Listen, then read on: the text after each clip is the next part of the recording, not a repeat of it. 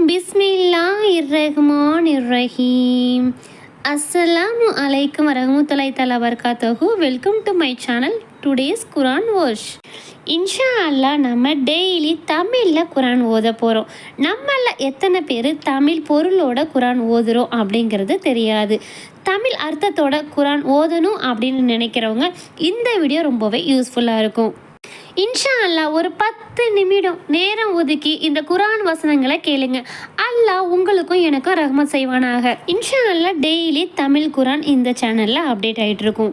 நம்மளுடைய சேனலை இப்போ தான் நீங்கள் ஃபஸ்ட் டைம் பார்க்குறீங்க அப்படின்னா மறக்காமல் சப்ஸ்கிரைப் பண்ணிவிட்டு பக்கத்தில் இருக்கிற பெல் ஐக்கானையுமே நீங்கள் ஆல் ஆப்ஷன் கொடுத்துக்கோங்க. அப்போ தான் நான் டெய்லி போடுற வீடியோஸ் எல்லாமே உங்களுக்கு நோட்டிஃபிகேஷனில் வரும். உங்களோட ஃப்ரெண்ட்ஸ் அண்ட் ஃபேமிலிக்குமே ஷேர் பண்ணுங்கள். இன்ஷா அல்லாஹ் இப்போ நம்ம பார்க்க போகிறது அத்தியாயம் 7 அல் அராஃப் 101 பார்க்க போகிறோம்.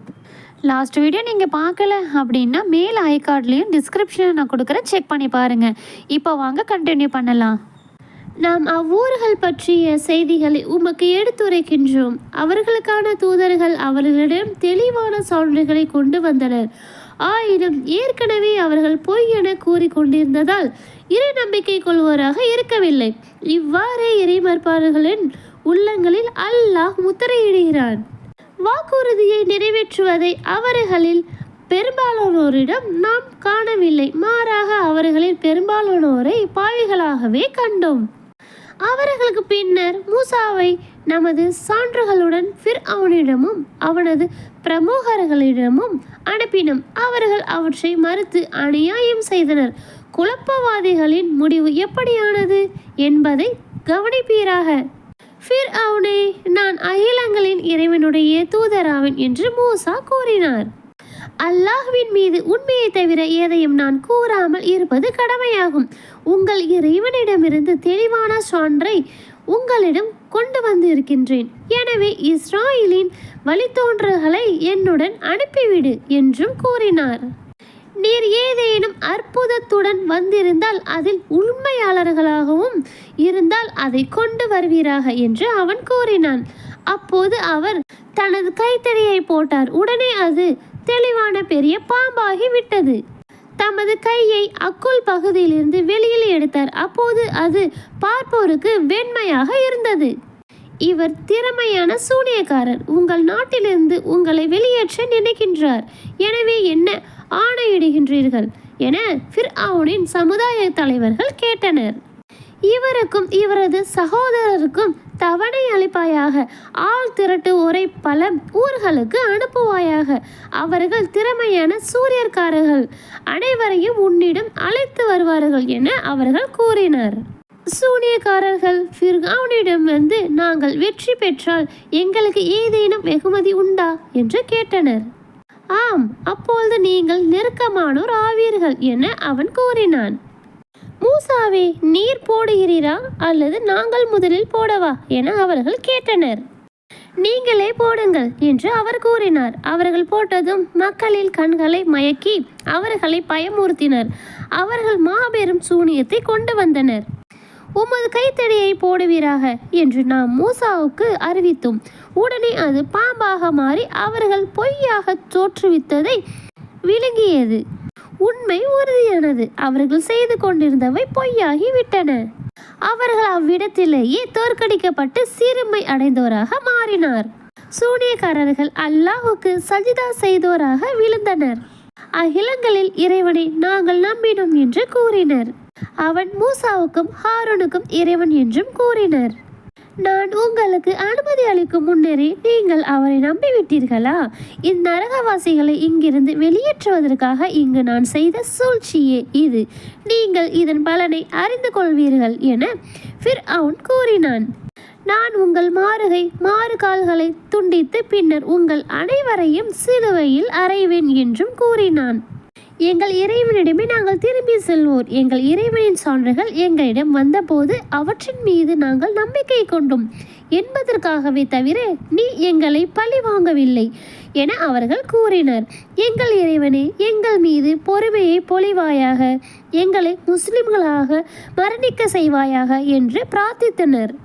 மூசாவும் அவரது சமூகத்தாரும் இந்த பூமியில் குழப்பம் செய்து உன்னையும் உன் கடவுள்களையும் புறக்கணிப்பதற்காக அவர்களை நீ விட்டு வைத்திருக்கிறாயா என்று ஃபிர்அவுனின் சமுதாய தலைவர்கள் கேட்டனர். அவர்களின் ஆண் குழந்தைகளை கொன்றுவிட்டு பெண்களை உயிருடன் வாழவிடுவோம், நாம் அவர்கள் மீது ஆதிக்கம் செலுத்துவோராக என்று அவன் கூறினான்.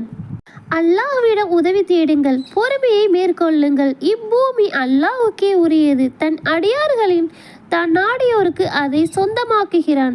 இறையச்சமுடையோருக்கு நல்ல முடிவு உள்ளது என்று மூசா தம் சமுதாயத்தினரிடம் கூறினார். நீர் எங்களிடம் வருவதற்கு முன்பும் எங்களிடம் வந்த பிறகும் நாங்கள் துன்புறுத்தப்படுகின்றோம் என்று அவர்கள் கூறினார். உங்கள் இறைவன் உங்கள் எதிரியை அழித்து இப்பூமியில் அவர்களின் இடத்தில் உங்களை கொண்டு வந்து நீங்கள் எப்படி செயல்படுகின்றீர்கள் என்று கவனிப்பான் என அவர் கூறினார். ஃபிர்அவுனின் கூட்டத்தார் படிப்பினை பெறுவதற்காக அவர்களை பஞ்சங்களை கொண்டும் விளைச்சல்களை குறைத்தும் தண்டித்தோம். அவர்களுக்கு நல்லது நடந்ததால் இது எங்களுக்குரியது என்று கூறினர். அவர்களுக்கு கேடு ஏற்பட்டால் மூசாவையும் அவருடன் இருந்தோரையும் கெட்ட சகுனமாக கருதினர்.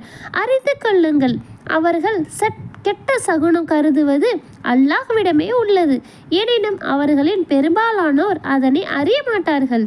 எங்களை கவருவதற்காக நீர் எந்த சான்றை கொண்டு வந்தாலும் நாங்கள் உம்மை நம்புவோராக இல்லை என்று அவர்கள் கூறினர். எனவே அவர்களுக்கு எதிராக பெருவெள்ளம், வெட்டுக்கிளி, பேன், தவளைகள், இரத்தம் ஆகியவற்றை தெளிவான சான்றுகளால் அனுப்பினோம். ஆனால் அவர்கள் கர்வம் கொண்டு குற்றம் செய்யும் கூட்டமாகவே இருந்தனர். அவர்களுக்கு வேதனை ஏற்படும் போதெல்லாம், மூசாவே, உமது இறைவன் உமக்கு அளித்த வாக்குறுதியின் அடிப்படையில் அவனிடம் எங்களுக்காக பிரார்த்திப்பீராக.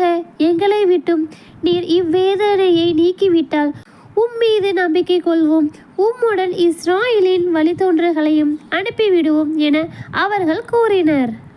அவர்கள் அடையக்கூடிய ஒரு தவணை வரை அவர்களை விட்டும் நாம் வேதனையை நீக்கும் போது உடனே வாக்குறுதியை முறித்து விடுகின்றனர்.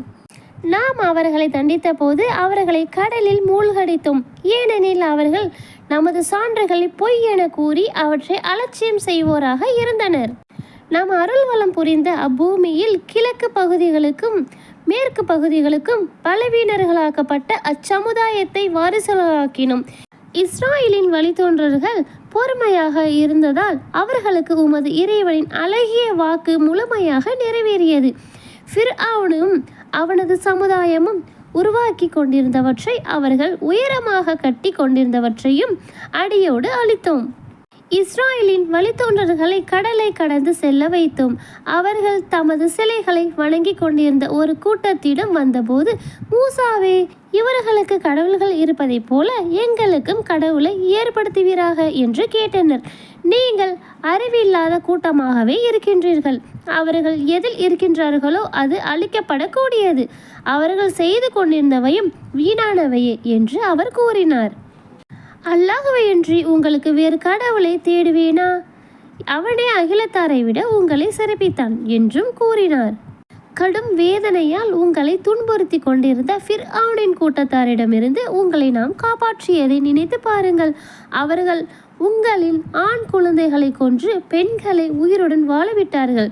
இதில் உங்கள் இறைவனிடமிருந்து பெரும் சோதனை இருந்தது. மூசாவுக்கு 30 இரவுகள் வாக்களித்தோம். மேலும் 10 இரவுகளை கொண்டு அதை முழுமைப்படுத்தினோம்.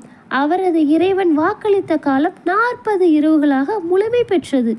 மூசா தமது சகோதரர் ஹாரூனிடம், என் சமுதாயத்திற்கு எனது பிரதிநிதியாக இருந்து சீர்திருத்தம் செய்வீராக, குழப்பவாதிகளின் வழியை பின்பற்றாதீர்கள் என்று கூறினார். நாம் நிர்ணயித்த நேரத்தில் மூசா வந்து அவரது இறைவன் அவரிடம் உரையாடிய போது, என் இறைவனே, எனக்கு நீ காட்சியளிப்பாயாக, நான் உன்னை பார்ப்பேன் என்று கூறினார். நீர் என்னை பார்க்கவே முடியாது, எனினும் இம்மலையை பார்ப்பீராக. அது தனது இடத்தில் நிலைத்திருந்தால் அப்போது நீர் என்னை பார்ப்பீர் என்று இறைவன் கூறினார். அவரது இறைவன் மலைக்கு தோற்றமளித்த போது அதை தூளாக்கி விட்டான். மூசா மயக்கமுற்று விழுந்தார். அவர் மயக்கம் தெளிந்தபோது, நீ தூயவன், உன்னிடம் மன்னிப்பு கோருகிறேன், இறை நம்பிக்கையாளர்களில் நான் முதன்மையானவன் என்று கூறினார். மூசாவே, எனது தூது செய்திகள் மற்றும் எனது பேச்சின் மூலம் பிற மக்களை விட உம்மை தேர்ந்தெடுத்துள்ளேன். எனவே நான் உமக்கு வழங்கியதை எடுத்துக்கொள்வீராக.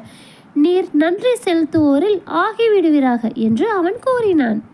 அறிவுரையாகவும் ஒவ்வொன்றுக்கும் தெளிவான விளக்கமாகவும் உள்ள அனைத்து விஷயங்களையும் அவருக்காக பலகையில் எழுதினோம். இவற்றை உறுதியாக பிடித்து கொள்வீராக. இதிலிருந்து அழகானவற்றை எடுத்து கொள்ளுமாறு உமது சமுதாயத்திற்கு ஏவுவீராக. பாவிகளின் தங்குமிடத்தை உங்களுக்கு நான் காட்டுவேன் என்று இறைவன் கூறினான். இன்ஷா அல்லாஹ் இதனுடைய தொடர்ச்சி நாளைக்கு பார்க்கலாம். அஸ்ஸலாமு அலைக்கும் வரஹ்மத்துல்லாஹி தஆலா பரகாத்துஹு.